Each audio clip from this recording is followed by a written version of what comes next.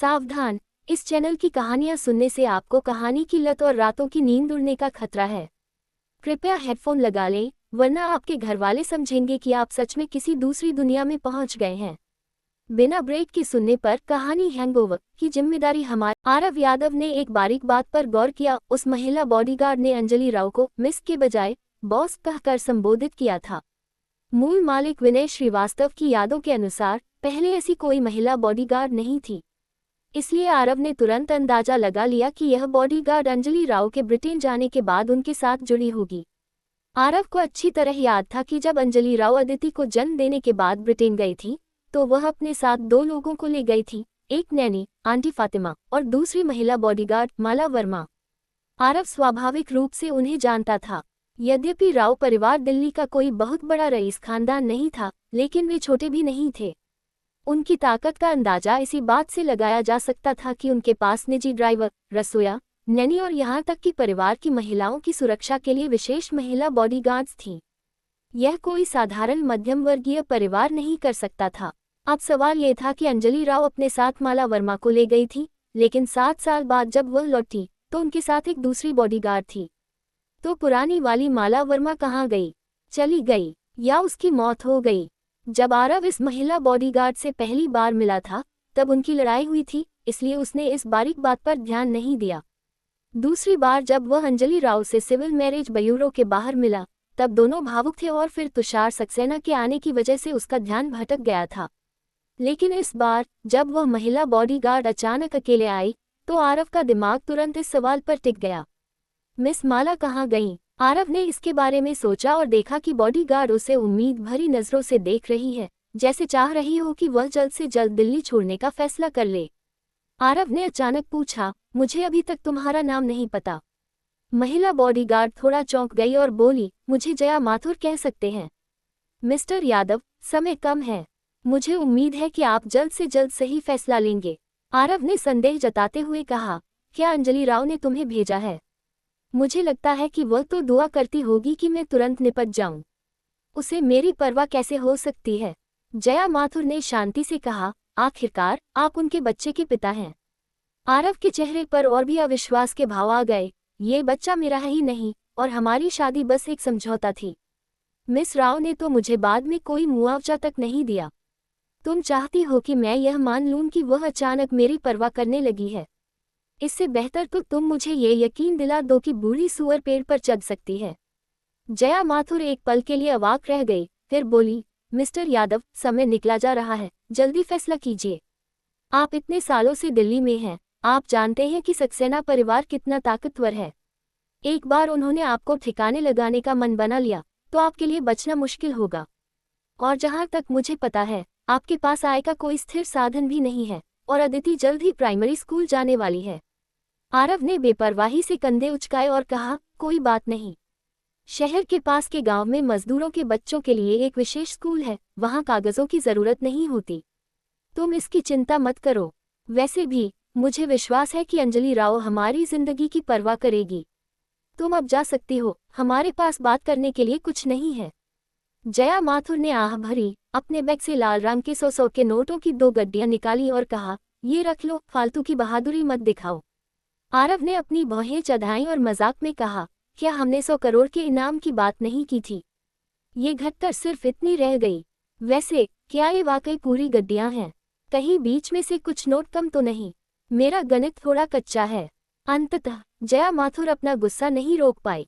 उसने पैसे सीधे आरव की ओर उछाले और चिल्लाई, तुम्हें चाहिए हो या न चाहिए हो, इसे रख लो या फेंक देना।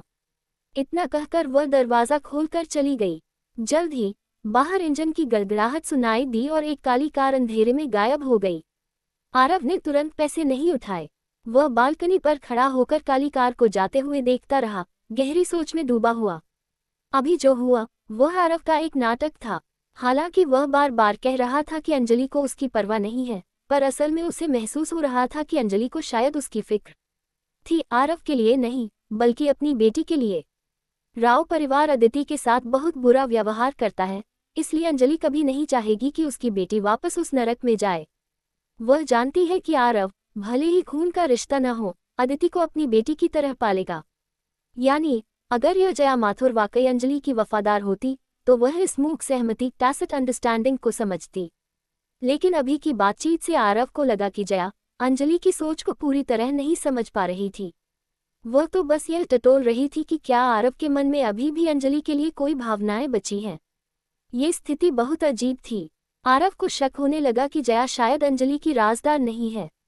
तो फिर वह यहाँ किस लिए आई थी, खबर देने या सिर्फ पैसे देने? जब आरव कमरे में लौटा और उन 2 गड्डियों को उठाने के लिए झुका तो उसे अचानक बेचैनी महसूस हुई। क्या? आरव का हाथ हवा में ही रुक गया। उसने पैसे नहीं छुए। इस पैसे में क्या कुछ गड़बड़ है? क्या जया माथुर यहाँ मुझे फंसाने आए हैं? सोचने के बाद आरव ने तय किया कि वह ये पैसा नहीं छुएगा।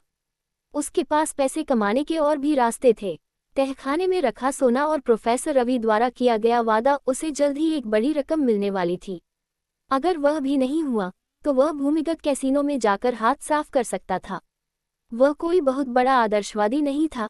अपनी ज़रूरतों के लिए वह कहीं से भी पैसा जुटा सकता था। रुको, क्या मैंने अभी कुछ नज़रअंदाज किया? आरव ने सिर पकड़कर सोचा, पर उसे कुछ समझ नहीं आया। उसे लगा जैसे सच आंखों के सामने है, पर कोई बारीक पर्दा पड़ा हुआ है। हार मानकर आरव ने उन पैसों को छुए बिना 2 प्लास्टिक बैगों में लपेटा और एक तरफ रख दिया। फिर वह हाथ मुंह धोकर सोने चला गया।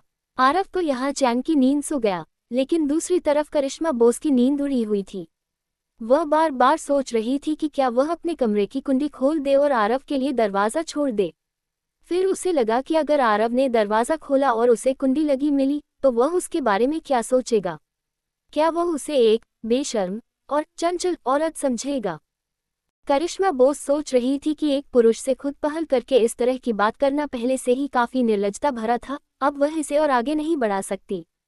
कोई भी शरीफ मर्द ऐसी महिला के बारे में क्या सोचेगा जिसका अंदाज इतना खुला हुआ हो? उसे याद रखना होगा, मर्यादा में रहना है, खुद पर काबू रखना है। अपने मन में 3 बार ये दोहराने के बाद करिश्मा के मन में अचानक एक ख्याल आया। अगर आरव यादव ने पहले एक बार दरवाज़ा धकेला होता तो क्या वह दूसरी बार कोशिश करता? शायद नहीं, है ना? आखिरकार वह एक शादीशुदा महिला रह चुकी थी, इसलिए उसे पुरुषों की कमजोरी की गहरी समझ थी। बिस्तर पर लेटे लेटे करिश्मा ने साहपूर्वक विश्लेषण किया। अगर आरव उसे लेकर गंभीर होता और उसके बारे में सोच रहा होता तो वह निश्चित रूप से दोबारा उठता और दरवाज़ा धकेलने की कोशिश करता।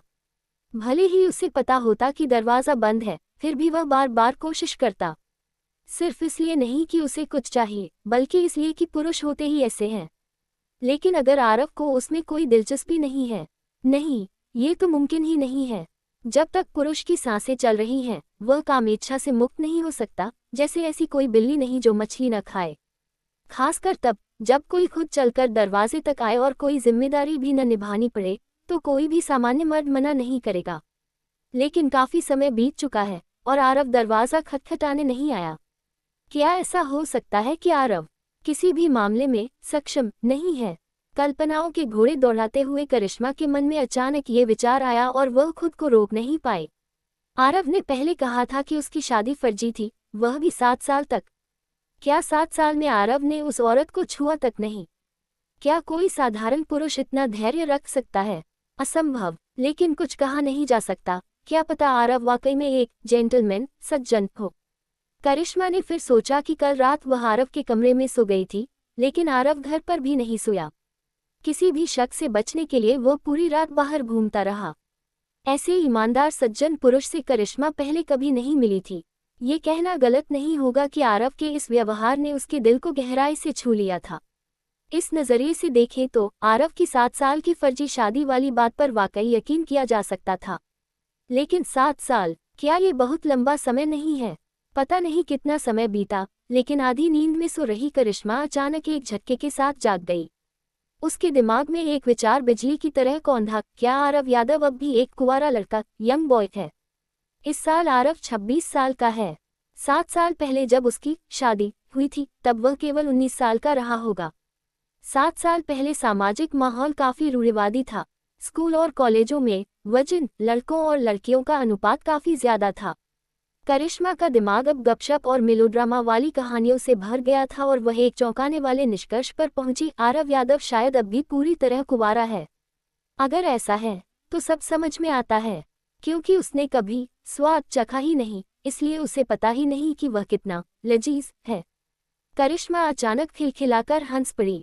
सन्नाटे भरी रात और शांत कमरे में एक महिला की अचानक ऐसी हंसी किसी को भी डराने के लिए काफी थी। करिश्मा खुद अपनी हंसी से चौंक गई और तुरंत अपना मुंह बंद कर लिया। तभी बेडसाइड टेबल पर रखे मोबाइल फोन में कंपन वाइब्रेशन शुरू हो गया। रात की खामोशी में लकड़ी की मेज पर होने वाली वह आवाज काफी तेज थी। करिश्मा ने फोन उठाया, अलार्म बंद किया और उसकी आंखें फटी की फटी रह गईं। हे भगवान, 3 बज गए। करिश्मा ने अपना सिर पकड़ लिया। वह पूरी रात बस बेतुकी बातें सोचती रही थी। आज का दिन कैसे बीतेगा? क्या मैं बंस बनाते समय सो जाऊंगी? जल्द ही बाहर लिविंग रूम से कुछ आहट सुनाई दी। जाहिर है आरव यादव उठ चुका था और काम में जुट गया था। करिश्मा का दिल भर आया। उसे महसूस हुआ कि यह आदमी वाकई बहुत भरोसेमंद है। वह सुबह उससे भी पहले जाग गया ताकि नाश्ते की तैयारी में उसकी मदद कर सके। खुद को व्यवस्थित करने के बाद करिश्मा ने अपने चेहरे पर ठंडा पानी डाला ताकि सुस्ती दूर हो और वह तैयारी के काम में जुट गई। हमेशा की तरह सुबह बहुत व्यस्त रही। जब नाश्ते की भीड़ कम हुई और करिश्मा आराम करने के लिए रुकी तो उसे लगा जैसे उसके शरीर की सारी ताकत खत्म हो गई है। वह कुर्सी पर निढाल होकर बैठ गई।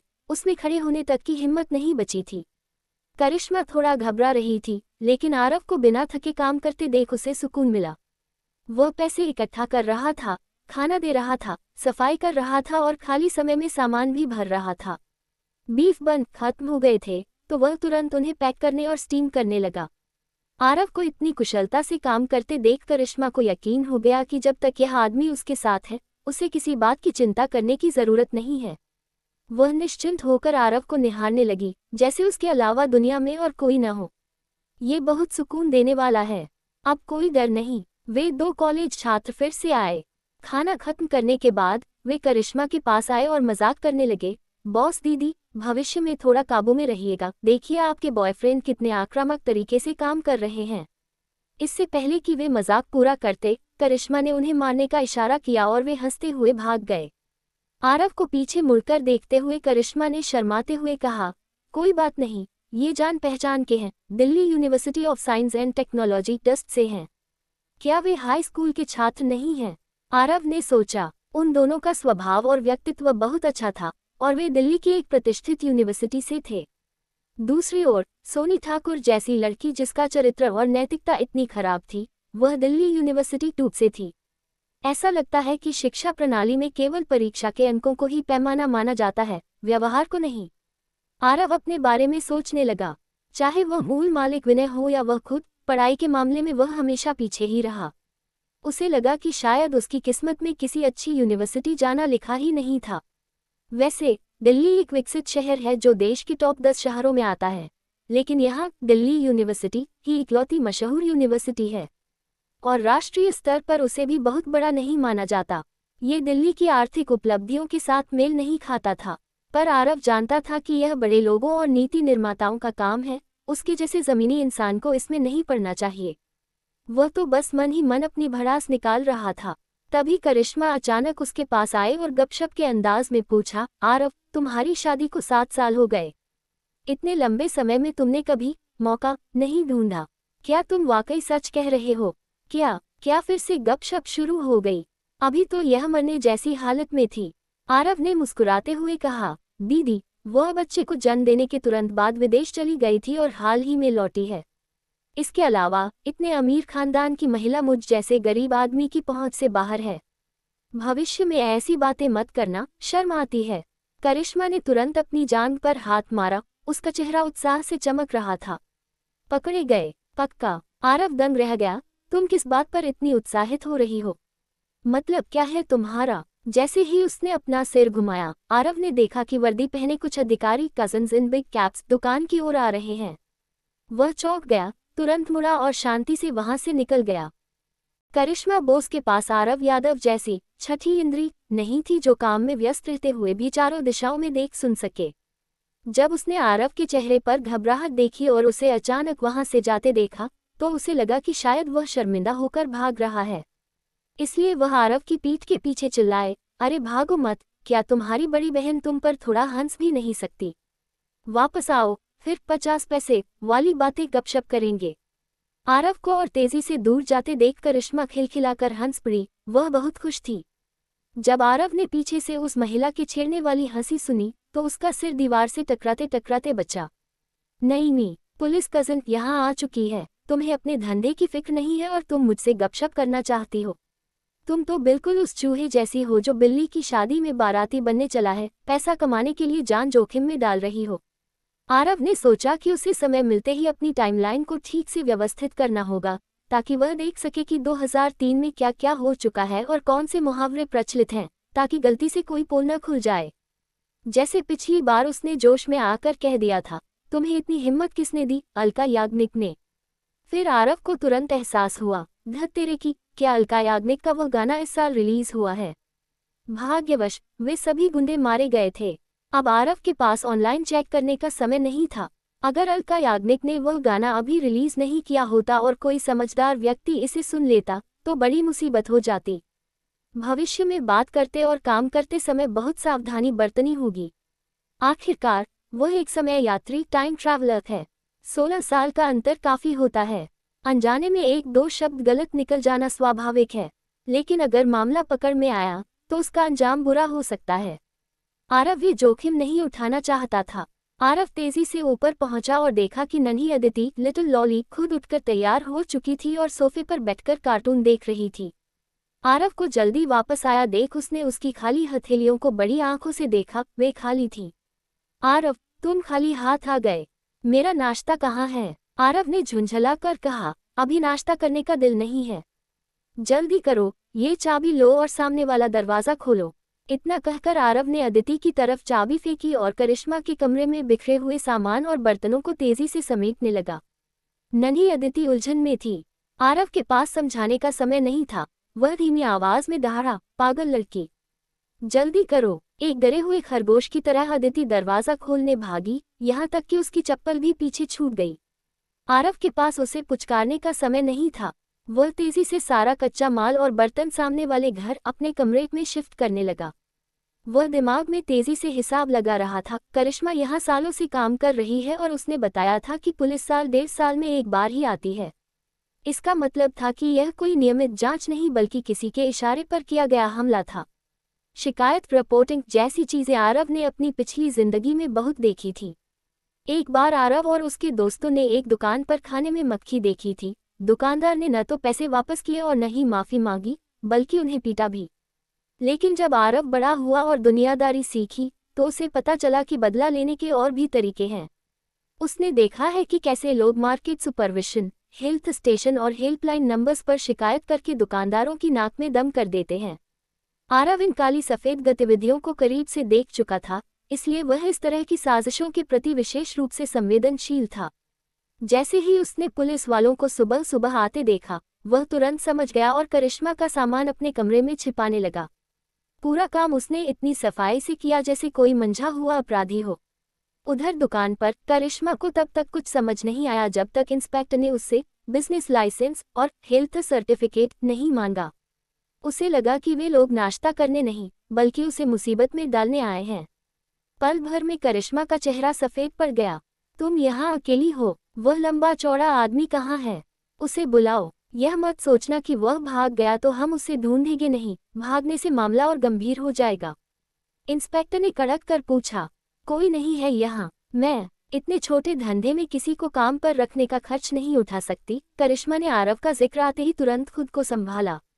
एक से ज्यादा लोगों ने उसे यहाँ देखा है, तो नाटक मत करो। तुम जैसे बेईमान दुकानदार जो घटिया माल बेचते हैं, हम उनमें से किसी को नहीं छोड़ेंगे, दूसरे इंस्पेक्टर ने व्यंग्य से कहा। करिश्मा ने अपने होंठ भींच लिए और चुप रही, लेकिन जब उसने देखा कि उन्होंने चूल्हे की आग बुझा दी तो उसका सब्र जवाब दे गया। आप कह रहे हैं कि मैं बेईमान हूँ? सबूत दिखाए। मैं यहाँ सालों से नाश्ता बना रही हूँ और कभी वेस्ट ऑयल इस्तेमाल नहीं किया। सारा तेल सुपरमार्केट से आता है, मेरे पास सारी रसीदें हैं। यही नहीं, मैं बंस के लिए जो मांस इस्तेमाल करती हूँ वह सबसे अच्छी क्वालिटी का होता है। अगर आपको यकीन नहीं है तो मंडी में जाकर किसी भी कसाई से पूछ लीजिए। अगर कोई भी कह दे कि करिश्मा बोस ने कभी घटिया माल खरीदा है तो आप जो चाहे सजा दे देना, यहाँ मौजूद हर कोई गवाह होगा। उसने आगे कहा, अगर आप मुझे बेईमान कहते हैं तो फिर मैं भी पीछे नहीं हटूंगी। चलिए मेरे साथ आसपास की सारी दुकानों की जांच कीजिए, देखते हैं कि मेरे अलावा और कौन है जो शुद्ध तेल का इस्तेमाल करता है। क्या आप में हिम्मत है उन दुकानों पर जाने की? जवान इंस्पेक्टर कजिन को करिश्मा बोस की खरी खरी बातों ने निरुत्तर कर दिया, जिससे उसका चेहरा गुस्से से काला पड़ गया। वह जोर से चिल्लाने ही वाला था कि उसके सीनियर इंस्पेक्टर ने बीच में टोकते हुए गुस्से में कहा, ये फालतू की बातें छोड़ो, मैं बस इतना पूछ रहा हूँ, क्या तुम्हारे पास बिजनेस लाइसेंस है? करिश्मा बोस एक पल के लिए हिचकिचाए, उसकी आवाज़ धीमी हो गई। हाँ, बिल्कुल है।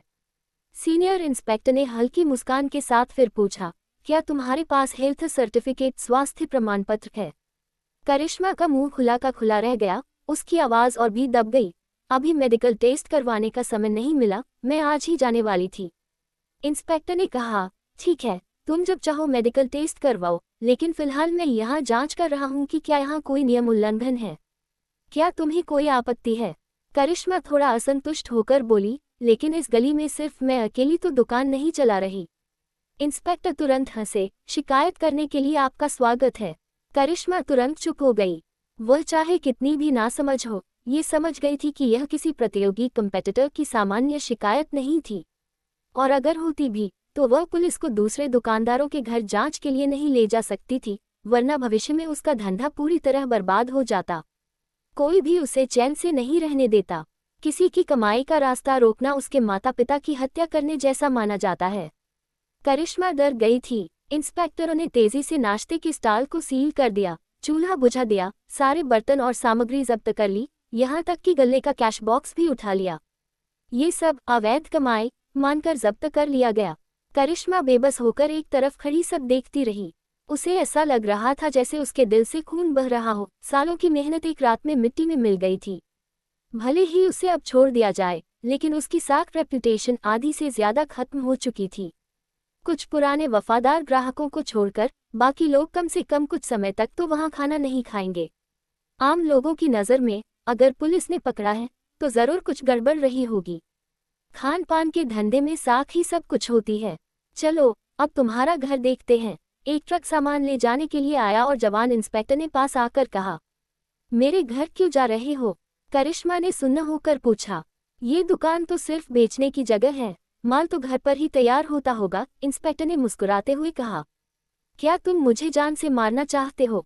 करिश्मा की आंखें लाल हो गईं और वह उसे घूरने लगी। इंस्पेक्टर भी थोड़ा चिढ़ गया। अगर तुम में कोई कमी नहीं है तो हम जांच क्यों करेंगे? करिश्मा ने उसे लाल आंखों से देखा और अचानक मुस्कुरा दी। तुम बहुत मेहनत कर रहे हो, तुम जरूर ऊंचे पद पर पहुंचोगे और रईस बनोगे। छोटे भाई, मैं दुआ करती हूँ कि तुम्हारी खूब तरक्की हो और तुम्हारा वंश फले फूले। उसकी उस डरावनी मुस्कान ने इंस्पेक्टर को थोड़ा सहमा दिया, लेकिन इससे पहले कि वह गुस्सा होता, करिश्मा ने अपना एप्रन उतार कर फेंका और मुड़कर चल दी। कहाँ जा रही हो? इंस्पेक्टर चिल्लाया। क्या तुम मेरे घर नहीं आ रहे? स्वागत है तुम्हारा। वैसे भी अब मैं जी तुपा नहीं रही, तो क्या मुझे इस बात का डर होगा कि तुम मेरा घर देख लोगे? करिश्मा ने बेरुखी से कहा। इंस्पेक्टर थोड़ी देर के लिए अवाक रह गया। वह करिश्मा की नफरत भरी आंखों से थोड़ा डर गया था। उसे लगा कि कहीं करिश्मा गुस्से में आकर ऊपर सीढ़ियों पर उसे चाकू न मार दे, पर फिर सोचा कि इतनी खूबसूरत महिला ऐसा कोई खतरनाक कदम नहीं उठाएगी। सीनियर्स ने नजरअंदाज किया और सामान समेटने में लग गए। जब वे 5वीं मंजिल पर पहुंचे तो करिश्मा ने शांति से दरवाजा खोला और सीधे रसोई की ओर गई। वह मांस काटने वाला चाकू उठाना चाहती थी और साथ आए लोगों के साथ अपनी जान भी दे देना चाहती थी, लेकिन कुछ कदम चलते ही वह ठिठक गई। किचन बिल्कुल साफ था, वहां कच्चा माल या बर्तन कुछ भी नहीं था, यहाँ तक कि सारा आटा भी गायब था। करिश्मा को तुरंत समझ आ गया कि आरव यादव ने उस समय क्यों भागकर ऊपर आने का फैसला किया था। वह ऊपर आकर सारा रायता समेट चुका था। अगर इंस्पेक्टर घर में कच्चा माल और अधबना खाना देख लेते तो साफ सफाई के नाम पर भारी जुर्माना ठोक देते। अब घर में अनाज का एक दाना भी नहीं बचा था। जाहिर है वहां चाकू भी नहीं था। करिश्मा का पूरा शरीर ढीला पड़ गया और वह सोफे पर गिर पड़ी। नतीजा वही हुआ, काम बंद करने का आदेश और जुर्माना। जब सब शांत हुआ तो आरव यादव सामने वाले घर से नन्ही अदिति को गोद में लेकर बाहर आया। शुक्रिया, करिश्मा ने धीमी आवाज में कहा। ये तो मेरा फर्ज था। आरव ने चिंता से उसकी ओर देखा। क्या जुर्माने के लिए पैसे हैं? हाँ हैं, लेकिन इस साल की सारी मेहनत बेकार चली गई। करिश्मा ने शांति से कहा।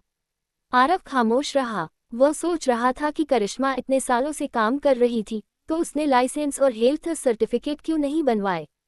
यह उसकी सबसे बड़ी कमजोरी साबित हुई। करिश्मा ने कहा, अब मैं ये काम नहीं करना चाहती। जब तक मुझे ये पता नहीं चलता कि यह सब किसने करवाया है, तब तक मैं ये धंधा दोबारा शुरू नहीं कर पाऊंगी। आरव को लगा कि बात सही है। जब तक दुश्मन का पता न चले, दोबारा काम शुरू करना जोखिम भरा होगा। क्या तुम्हारी किसी से जान पहचान है? आरव ने पूछा। नहीं, करिश्मा ने मना कर दिया। आरव सोचने लगा, उसकी भी कोई पहुंच नहीं थी। लेकिन फिर उसे याद आया अजय पंडित के पिता, शिवम पंडित। वे इस बस्ती के पुराने प्रधान थे और 20 सालों से यहाँ का काम देख रहे थे। उनका पूरा परिवार यहाँ काफी रसूखदार था। उनके लिए यह पता लगाना मुश्किल नहीं होगा कि शिकायत किसने की। लेकिन इस मदद के बदले उसे क्या कीमत चुकानी होगी। आरव गहरी सोच में डूब गया। तभी करिश्मा खड़ी हुई और बोली, मैं बाहर जाकर देखती हूँ, शायद कोई रास्ता निकल आए। और वह चली गई। अदिति ने धीरे से कहा, आरव, क्या तुम गौडमदर की मदद कर सकते हो? आरव ने आह भरी, पता नहीं, पर मैं पूरी कोशिश करूंगा। अदिति खुश हो गई, वाह, तुम बहुत अच्छे हो। तो चलो अभी कोशिश करते हैं। आरव हैरान था, अभी? अदिति ने अपनी मासूम आंखों से देखा और कहा, अभी तुमने कहा कि तुम कोशिश करोगे, तो चलो। देर मत करो, जल्दी चलो। आरव मुस्कुरा उठा, ये लड़की बहुत उतावली है। खैर, मदद तो मांगनी ही थी, तो कल पर क्यों टालना। आरव ने अदिति को उठाया और अजय पंडित के घर की ओर चल दिया। वहां उनकी मुलाकात पुराने प्रधान शिवम पंडित से हुई। वे आराम कुर्सी पर लेटे हुए थे। आरव को देखकर वे खुश हुए, लेकिन नन्ही अदिति को देखकर तो उनके चेहरे पर रौनक आ गई। उन्होंने अदिति को गोद में ले लिया और छोड़ने को तैयार ही नहीं थे। बेटा, तुम्हारी बेटी कितनी सुंदर है। काश मेरा पोता भी इसके जैसा होता। खैर छोड़ो, मेरा पोता तो जंगली बंदर जैसा है। शिवम पंडित ने मजाक में आह भरी, वह काला और बदसूरत है, वह इस परी जैसी बच्ची के लायक कहाँ। अजय पंडित पास ही खड़ा था, वह हक्का बक्का रह गया। अरे पापा, यह क्या कह रहे हो? अपने पोते को कोई ऐसे बोलता है? और अगर वह काला बदसूरत है, तो इसका मतलब है कि आप मुझे भी वैसा ही समझ रहे हैं। खैर, वह इस अजीब बातचीत के बीच कुछ गंभीर ढूंढने की कोशिश करने लगा। किसी बात का एहसास होते ही अजय पंडित का गोल मटोल चेहरा तुरंत गुस्से से हरा पीला पड़ गया। पिताजी, आपके कहने का मतलब क्या है?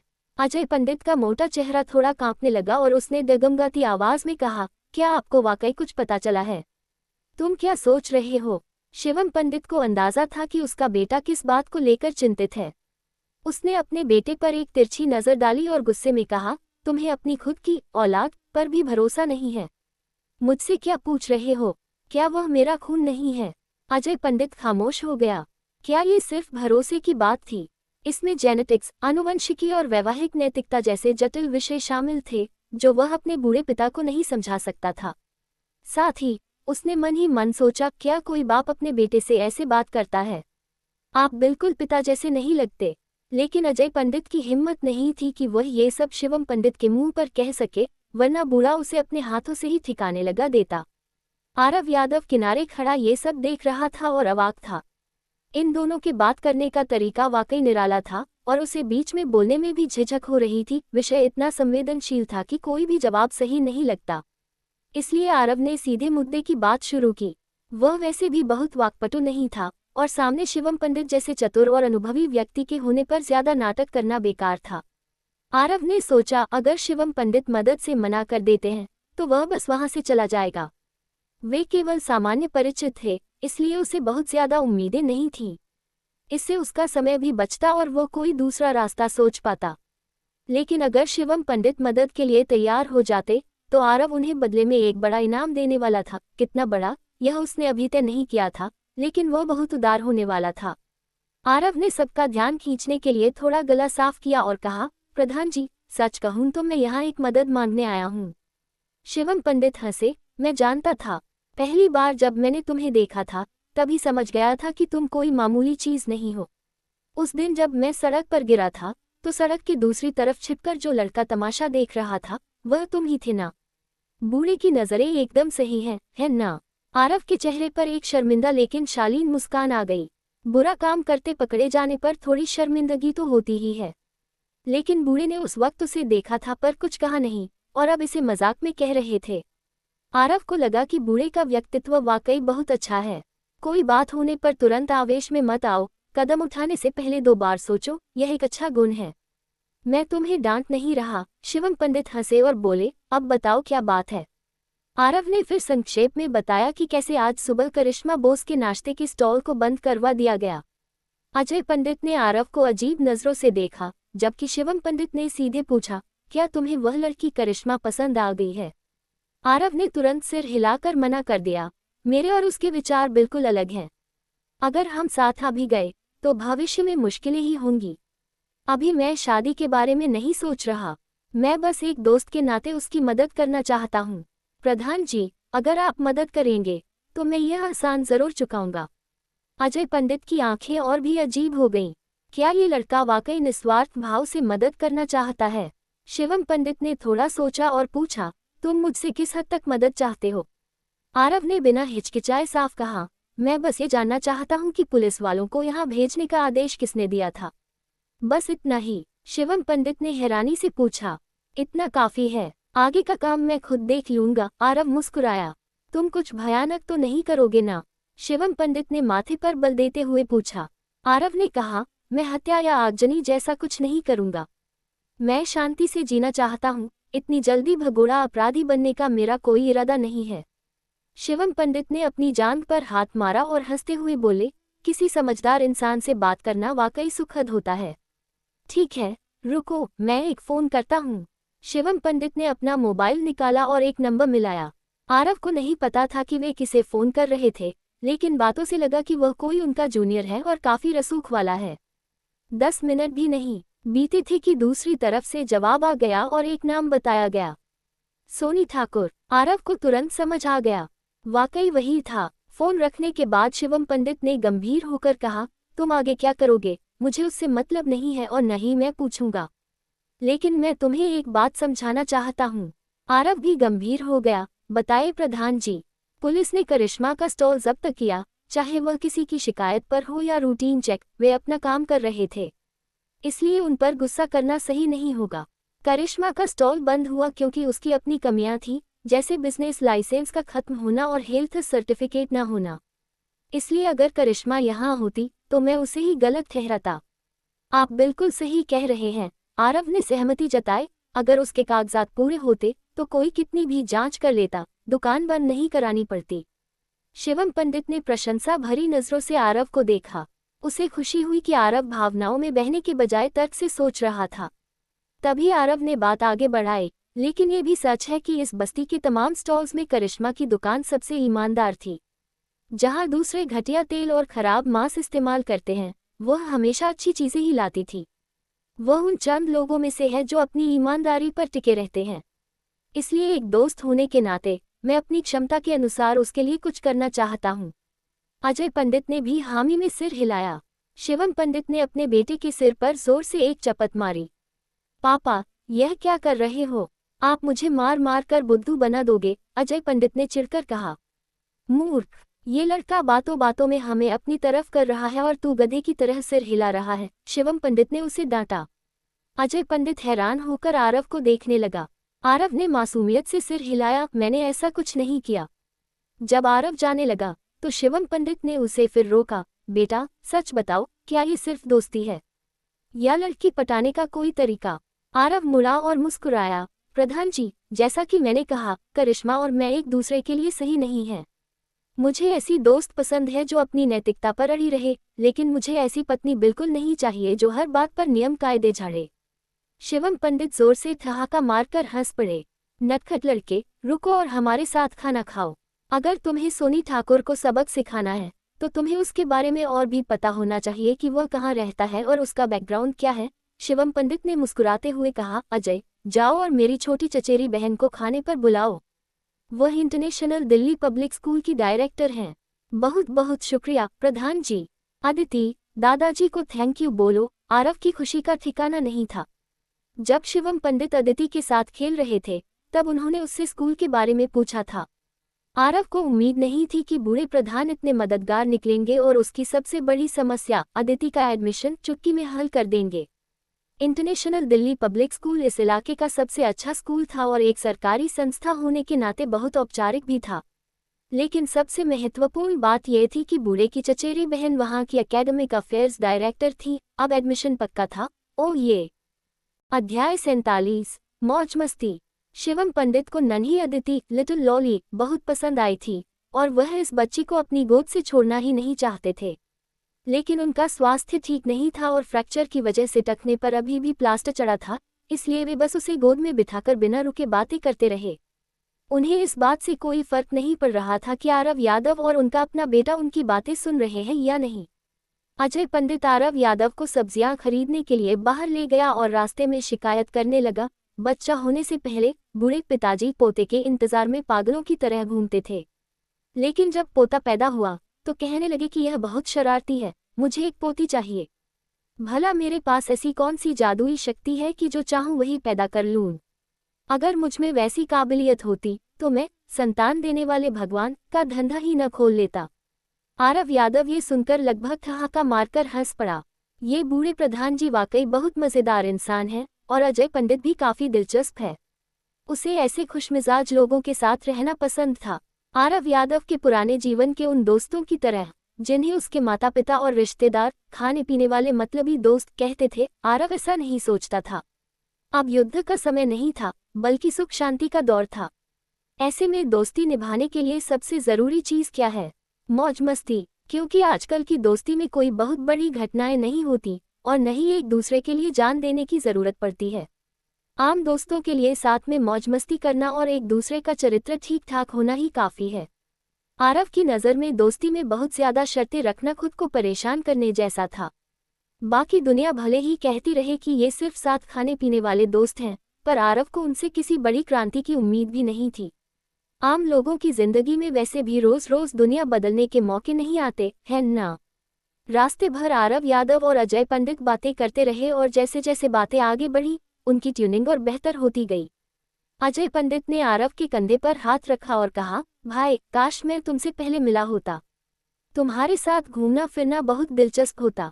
आरव ने भी उसके कंधे पर हाथ रखा और मुस्कुराते हुए बोला, अगर तुम मुझसे पहले मिलते तो मैं दूसरों का बॉडीगार्ड बनकर गुलामी कर रहा होता। मेरे पास न तो आज़ादी थी और न ही पैसे, बाहर आने का तो मौका ही नहीं मिलता था।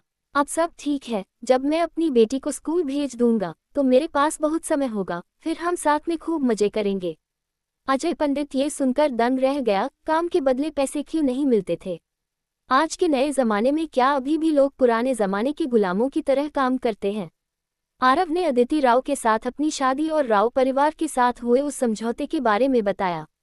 आखिरकार ये शरीर मूल मालिक विनय श्रीवास्तव का था और आरव उस अतीत को झुठला नहीं सकता था। उसे ह्यूमनॉइड बीस्ट जैसी जादुई शक्ति मिली थी, साथ ही अगले 16 सालों का भविष्य पता था, इसलिए वह काफी संतुष्ट था और बहुत ज्यादा लालची नहीं बनना चाहता था। अजय पंडित सिर पकड़कर बैठ गया और फीकी मुस्कान के साथ बोला, राव साहब की साख तो बहुत अच्छी है और उनके परिवार का नाम भी काफी बड़ा है। मुझे उम्मीद नहीं थी कि पर्दे के पीछे वे इतने गिरे हुए होंगे। आरव मुस्कुराया, वह सब अब बीत चुका है, मुझे अब कोई शिकायत नहीं है। जो हुआ उसे शांति से स्वीकार करो। मैं पहले कितना भी मूर्ख रहा हूँ, वह भी मेरे वर्तमान का एक हिस्सा है। बल्कि अब मुझे लगता है कि कम उम्र में ही सारे दुख देख लेना अच्छा है। अगर बुढ़ापे में ऐसी ठोकर लगती तो उसे संभालना मुश्किल होता। अजय पंडित ने सराहना करते हुए कहा, तुम्हारी यह सोच बहुत अच्छी है। ऐसे मामलों में राव परिवार से हिसाब मांगना नामुमकिन है क्योंकि कोई लिखित कॉन्ट्रैक्ट या गवाह नहीं है। जब तक वे मुकरते रहेंगे कोई कुछ नहीं कर पाएगा। आरव ने भी हामी भरी। कानून से तो कुछ नहीं होने वाला था जब तक कि वह अपनी ताकत का इस्तेमाल न करे, लेकिन ताकत का इस्तेमाल करना उसके लिए खतरनाक हो सकता था क्योंकि वह अकेला था और पूरा परिवार एक तरफ। इसके अलावा ह्यूमनॉइड बीस्ट अजय नहीं था, कम से कम उस मेडिकल स्कूल वाले प्रोफेसर बाय ने उसे धूल चटा दी थी। अरे प्रोफेसर बाय! आरव के दिमाग में अचानक बिजली कौंधी। वह अपनी बेटी के स्कूल के सिलसिले में प्रोफेसर बाई के पास भी जा सकता था। कुछ लोग सोचेंगे कि ऐसे रहस्यमयी लोगों से दूर रहना ही बेहतर है जिनसे आप जीत नहीं सकते, लेकिन आरव अलग तरह से सोचता था। अगर कोई चीज समझ न आए तो उसके और करीब जाओ, उसे और गहराई से समझो। शायद इसी बेबाक स्वभाव की वजह से उसकी शिवम पंडित और अजय पंडित से इतनी जल्दी दोस्ती हो गई थी।